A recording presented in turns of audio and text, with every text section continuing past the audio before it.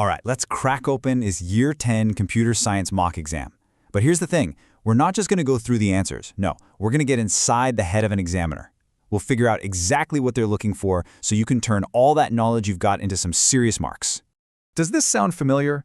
You've put in the hours, you know your stuff, you feel confident, but then you sit down for the exam, and somehow those top marks just feel out of reach.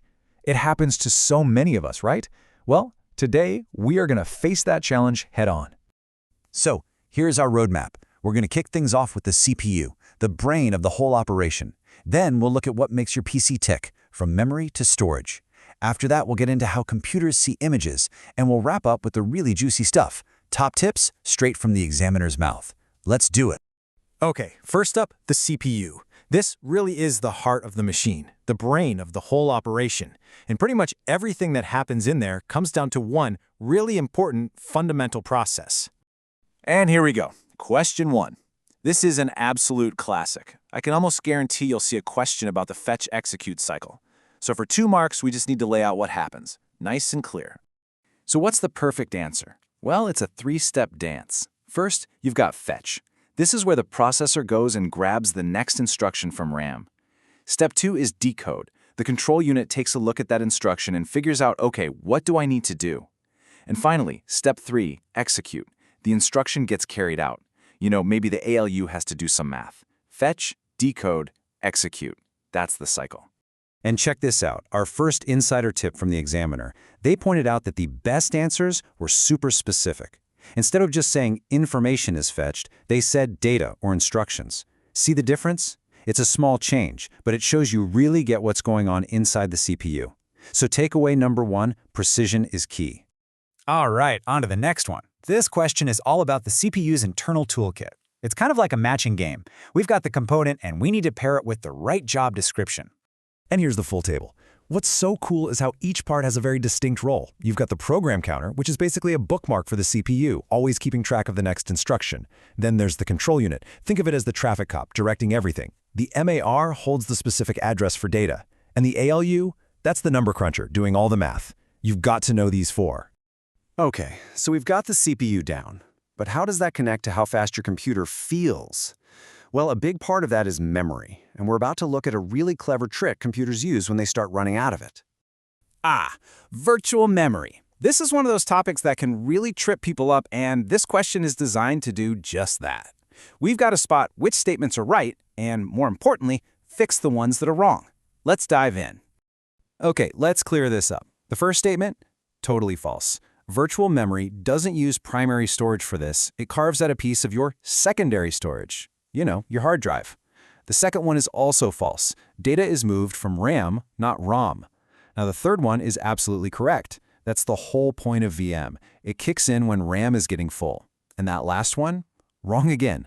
Data moves from virtual memory back to RAM when the CPU needs it. And here's that theme again, precision.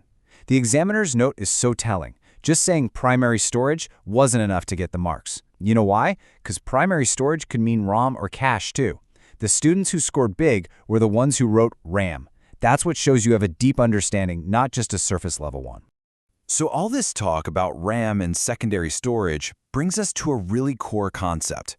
What's the actual difference between the memory your computer is using right now and the storage where it keeps your stuff forever?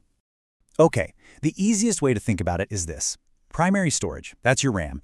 It's like your desk. It's for everything you're working on right now. It's super fast, but the moment you turn off the power, poof, the desk is cleared. It's volatile. Now, secondary storage, your hard drive or SSD, that's your filing cabinet. It's where you keep everything for the long haul, even with no power. It might be a bit slower to access, but it's permanent. It's non-volatile. And a computer absolutely needs both to work. Time for a little myth busting, and this comes straight from the examiner's report. A lot of people think secondary storage is just backup or maybe an overflow for when your RAM gets crammed, but that's not its main job at all. Think about it. Where do your operating system, your programs, and all your photos live? They live on secondary storage. That's its primary purpose, long-term, permanent storage.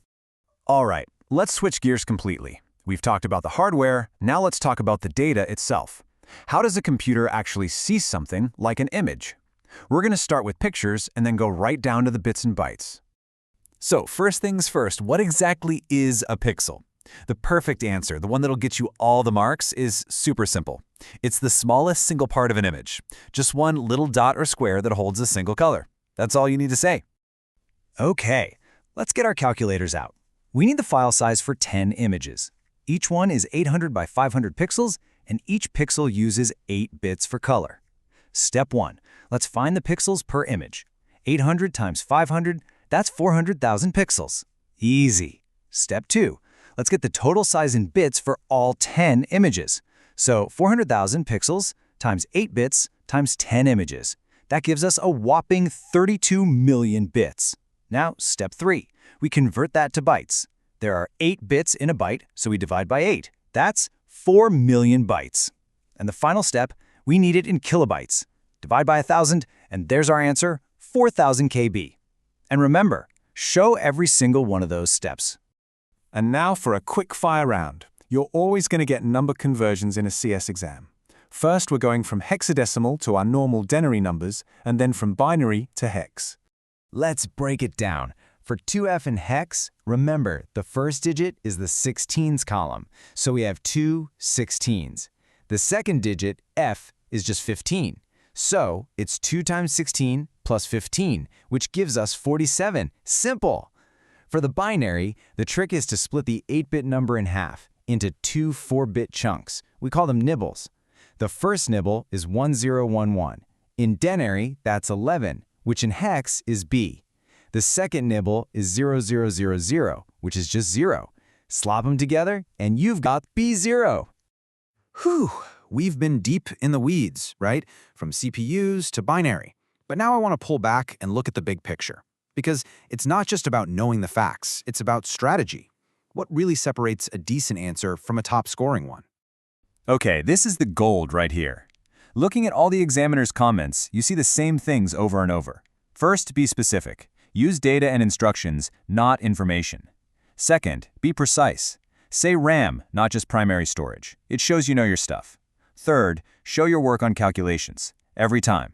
Fourth, don't just give an answer, justify it. Explain why. And finally, learn the common mistakes so you can sidestep them completely. This is the playbook for getting high marks.